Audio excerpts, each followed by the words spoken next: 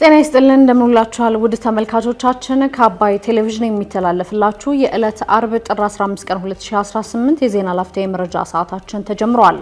የጀርመኑ የውጭ ጉዳይ ሚኒስትር የኢትዮጵያ የባህር በር የማግኘት ጥያቄ ተገቢና ምክንያታዊ መሆኑን መግለጻቸውን በጋምቤላ ከተማ ከዛሬ ጀምሮ ላልተወሰነ ጊዜ ሞተር ሳይክል ማሽከርከር ስለመከልከሉ እንዲሁም የብሔራዊ መረጃና ደህንነት አገልግሎት የውስጥና የውጭ የስጋት ኃይሎችን እንቅስቃሴዎችን የሚቀለብሱ ያላቸውን ስምሪቶች ማከናወኑን ማስታወቁን ጨምሮ ሌሎች መረጃዎችን ይዘናል። ከዜናዎቹ ጋር ራቢያ ከድር አብሬያችሁ ቆይታ አደርጋለሁ። አብራችሁን ቆዩ። የጀርመኑ የውጭ ጉዳይ ሚኒስትር የኢትዮጵያ የባህር በር የማግኘት ጥያቄ ተገቢና ምክንያታዊ መሆኑን ገለጹ። ኢትዮጵያን የጎበኙት የጀርመኑ የውጭ ጉዳይ ሚኒስትር ዮሐን ቫደፉል የኢትዮጵያ የባህር በር ጥያቄ ተገቢና ምክንያታዊ መሆኑን ተናግረዋል። የጀርመኑ የውጭ ጉዳይ ሚኒስትር ይህንን ያሉት ከውጭ ጉዳይ ሚኒስትር ጌዲዮን ጢሞቴዎስ ጋር በሁለቱ ሀገራት መካከል ያለውን የሁለትዮሽ ግንኙነትን ማጠናከር በሚቻልባቸውና በባለብዙ ወገን ዲፕሎማሲያዊ ግንኙነት ጉዳይ ላይ ውይይት ካደረጉ በኋላ በሰጡት የጋራ መግለጫ ላይ ነው። የጀርመን ውጭ ጉዳይ ሚኒስትሩ ኢትዮጵያን የሚያክል ስፋት ያለው ሀገር አስተማማኝ የባህርና የወደብ መሰረተ ልማት ፍላጎት እንደሚኖረው ፍጹም ግልጽ ነው ሲሉም ተናግረዋል። ለኢትዮጵያ የባህር በር ጥያቄም ሰላማዊና ምክንያታዊ መፍትሄዎች ሊገኙ እንደሚችሉና እንደሚያስፈልጉም ገልጸዋል።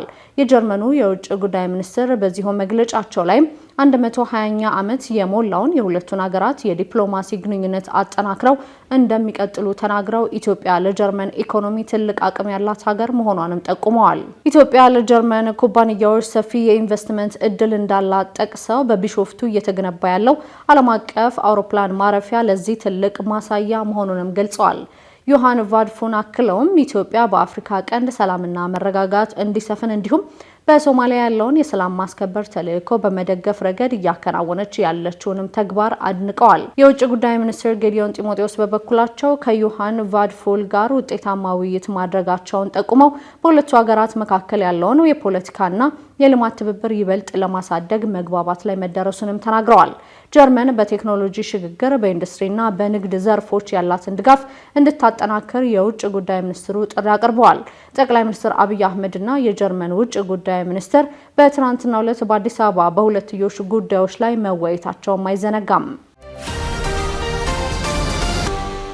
በጋምቤላ ከተማ ከዛሬ ጀምሮ ላልተወሰነ ጊዜ ሞተር ሳይክል ማሽከርከር የተከለከለ መሆኑን የከተማ አስተዳደሩ ገለጸ።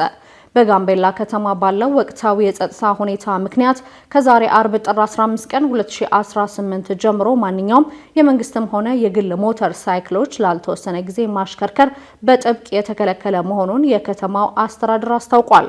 በከተማው የሚገኙ ሆቴሎችና ግሮሰሪዎችም አገልግሎት መስጠት የሚችሉት እስከ ምሽት 2 ሰዓት ድረስ ብቻ መሆኑንም አስተዳደሩ ገልጿል። የከተማ አስተዳደሩ ይህን የገለጸው በጋምቤላ ከተማ ባለው ወቅታዊ የጸጥታ ሁኔታ ላይ ከተወያየ በኋላ መሆኑን የከተማው የመንግስት ኮሚኒኬሽን ጉዳዮች በትናንትናው ዕለት ባወጣው መግለጫ ላይ አመላክቷል።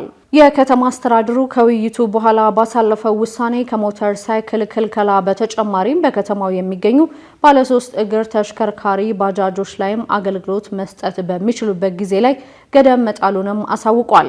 በውሳኔው መሰረት በጋምቤላ ከተማ የሚገኙ ባጃጆች አገልግሎት መስጠት የሚችሉት ከጠዋቱ 1 ሰዓት እስከ ምሽት 1 ሰዓት ብቻ መሆኑም ነው የተገለጸው። እነዚህን ክልከላዎችና ገደቦች ጥሶ በተገኘ ማንኛውም ግለሰብ ላይ አስተዳደራዊ እርምጃ የሚወሰድበት መሆኑን የጋምቤላ ከተማ አስተዳደር በመግለጫው ላይ አስታውቋል። በጋምቤላ ክልል ከወራት በፊት የተከሰተው የጸጥታ መደፍረስ በርካታ ማህበራዊ እንቅስቃሴዎችን አስተጓጉሎ መቆየቱም ይታወሳል።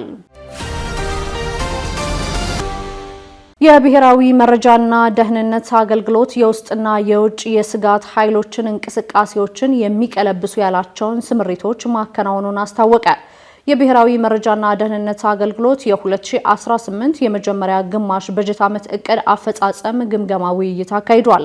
በዚህም ተቋሙ በ2018 በጀት ዓመት አስቀምጧቸው የነበሩ ሀገራዊ የጸጥታ ሁኔታን የማጽናት የታላቁ የኢትዮጵያ ህዳሴ ግድብ ምርቃንን ጨምሮ የአደባባይ ክብረ በዓላት እንዲሁም ሀገራዊ አህጉራዊና ዓለም አቀፋዊ ሁኔታዎችን በሰላም እንዲጠናቀቁ የማድረግ የተቋማዊ የሪፎርም አጀንዳዎችን የመከለስና ለሀገራዊ ምርጫ ስኬት የሚረዱ ዝግጅቶችን በላቀ ደረጃ የተፈጸሙ መሆናቸውን በግምገማው አመላክቷል። ከሌሎች የጸጥታ ተቋማት ጋር በመሆንም በተከናወኑ ስምሪቶች በሀገር ውስጥ የሚንቀሳቀሱ የስጋት ኃይሎችን በማዳከም ረገድ መሰረታዊ ለውጥ የተመዘገበ መሆኑን ከግምገማው በኋላ በተሰጠ መግለጫም ላይ ተጠቁሟል። በተሳሳተ መንገድ ይንቀሳቀሱ የነበሩ ታጣቂ ኃይሎች ከህግ ማስከበር አማራጭ ጎን ለጎን መንግስት በሚያቀርበው የሰላም ጥሪ አማካኝነት ትጥቅ እየፈቱ ወደ ህብረተሰቡ እንዲቀላቀሉ የሚረዱ ስምሪቶችን መከናወናቸውንም በስኬትነት ተነስተዋል። በተጨማሪም በዓለም አቀፋዊና ቀጠናዊ ተለዋዋጭ የደህንነት ምህዳር ውስጥ የኢትዮጵያን ከፍታና የህዝቦቿን ተጠቃሚነት የሚያረጋግጡ ስትራቴጂካዊ ድሎች እየተመዘገቡ መሆኑም ተመላክቷል። በግማሽ የበጀት ዓመት ተቋሙ የተሰጡትን የመረጃ የደህንነትና የስነ ልቦና ጦርነት የተልዕኮ ስራዎች በላቀ መንገድ የመፈጸም አቅሙ በከፍተኛ ሁኔታ ማደጎም ተመላክቷል። በዚህም ስጋቶችን ከመቀልበስ ባሻገር ቀድሞ ችግሮችን በመለየትና አዝማሚያዎችን በመገመት ድንገተኛ የሚባሉ የደህንነትና የጸጥታ ክፍተቶችን ማስቀረት መቻሉም በመግለጫው ተጠቅሷል። በሚቀጥሉት ወራት የሚከናወነውን የአፍሪካ ህብረት ጉባኤና ሌሎች ትላልቅ ሁነቶች እንዲሁም ጠቅላላ ሀገራዊ ምርጫ ያለ አንዳች የጸጥታ ችግር እንዲከናወኑ በተሟላ የሰው ኃይል የቴክኖሎጂና የሎጂስቲክ ቁመና ላይ እንደሚገኝ በግምገማ ውይይት መድረክ መገለጹን የብሔራዊ መረጃና ደህንነት አገልግሎት አስታውቋል። በመቀሌ አቅራቢያ በሬክተር ስኬል 4.3 የተመዘገበ የመሬት መንቀጥቀጥ መከሰቱ ተገለጸ። በመቀሌ አቅራቢያ ትናንት ሌሊት 8 ሰዓት አካባቢ በሬክተር ስኬል 4.3 የተመዘገበ የመሬት መንቀጥቀጥ መከሰቱን የአሜሪካ የጂኦሎጂ ጥናት ተቋም የገለጸ ሲሆን እስካሁን በሰው ሕይወት ላይ የደረሰ ጉዳት የለምም ተብሏል። እንደ ተቋሙ መረጃ መሰረት የመሬት መንቀጥቀጡ የተከሰተው ከሌሊቱ 8 ሰዓት ከ19 ላይ ሲሆን መነሻውን ከመቀሌ በስተሰሜን ምስራቅ ሲሆን ንዝረቱም በ20 የክትትል ጣቢያዎችም ተመዝግበዋል።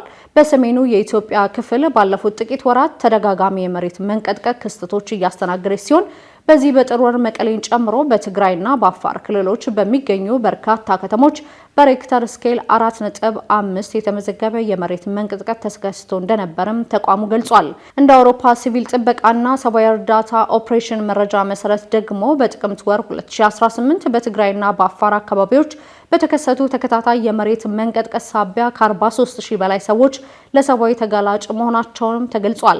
በሬክተር ስኬል 5.7 የተመዘገበው የመሬት መንቀጥቀጥ በአፋር ክልል በርሃሌ ወረዳ አንድ የ12 ዓመት ታዳጊ ሕይወት ሲቀጥፍ በሌሎች 9 ሰዎች ላይ ደግሞ ጉዳት አድርሶ እንደነበርና በሺዎች የሚቆጠሩ ሰዎችም ያለ መጠለያ ማስቀረቱም ተቋሙ መግለጹ አይዘነጋም። አሜሪካ ቀድማ በሰጠችው ማስጠንቀቂያ መሰረት ከዓለም የጤና ድርጅት አባልነት በይፋ ለቃ መውጣቷን አስታወቀች። አሜሪካ ከዓመታት በፊት በሰጠችው ቅድመ ማስጠንቀቂያ መሰረት የተባበሩት መንግስታት ድርጅት አካል ከሆነው የዓለም ጤና ድርጅት አባልነት በይፋ ለቃ ወጥታለች። የአሜሪካ ፕሬዝዳንት ዶናልድ ትራምፕ ሁለተኛ ዙር የስልጣን ዘመናቸውን በጀመሩበት ዕለት ካስተላለፏቸው ፕሬዝዳንታዊ ውሳኔዎች መካከል አንዱ የሆነው ከዓለም ጤና ድርጅት አሜሪካ መውጣቷ ተግባራዊ ሆኗል ብለዋል። ውሳኔውን ተከትሎ የአሜሪካ ሰንደቅ ዓላማ ጄኔቫ ከሚገኘው የዓለም የጤና ድርጅት ዋና መስሪያ ቤት እንዲነሳ መደረጉን ሮይተርስ የዜና ወኪል የአይን እማኞቹን ጠቅሶ ዘግቧል። የአሜሪካ የጤና ባለስልጣናትና የውጭ ጉዳይ መስሪያ ቤት በጋራ ባወጡት መግለጫ መሰረት አሜሪካ ከዚህ በኋላ ከዓለም ጤና ድርጅት ጋር የሚኖራት ግንኙነት ውስንና ከተቋሙ መውጣቷን ለማጠናቀቅ በሚያስፈልጉ ጉዳዮች ላይ እንደሆነም ተጠቁሟል። አንድ ከፍተኛ የአሜሪካ መንግስት የጤና ባለስልጣን በድርጅቱ ውስጥ በታዛቢነት የመሳተፍም ሆነ መልሶ አባል የመሆን እቅድ የለንም ሲሉ ተናግረዋል። ይሁን እንጂ በበሽታዎች ቁጥጥርና ቅድሚያ በሚሰጥባቸው በሌሎች የህብረተሰብ ጤና ጉዳዮች ላይ በዓለም አቀፍ ድርጅት በኩል ሳይሆን በቀጥታ ከሀገራት ጋር ለመስራት ማቀዷም ተገልጿል። ፕሬዚዳንት ትራምፕ በመጀመሪያው የስልጣን ዘመናቸው የዓለም የጤና ድርጅት ኮቪድ-19 ወረርሽኝን በተመለከተ የሚጠበቅበትን አላከናወነም በሚል ከድርጅቱ ለመውጣት ወስነው የነበረ ቢሆንም በጆ ባይደን አስተዳደር ጊዜ ተግባራዊ ሳይሆን መቅረቱ ይታወሳል። በዶክተር ቴዎድሮስ አድሃኖም የሚመራውና ከ190 በላይ አገራት በአባልነት ከያዘው ከዓለም ጤና ድርጅት አሜሪካ ለመውጣት መወሰኗ በአሜሪካ እንዲሁም በቀሪው የዓለም ክፍል የሚከናወኑ የጤና ስራዎችን የሚጎዳ መሆኑም እየተነገረ ይገኛል። የተለያዩ መረጃዎችን ያደረስንበት የዕለቱ የዜና ላፍታ የመረጃ ሰዓታችን የተከታተላችሁትን ይመስል ነበር። ውድ ተመልካቾቻችን አብራችሁን ስለነበራችሁ ደግሞ ከልብ እናመሰግናለን። በያላችሁበት መልካም ቀን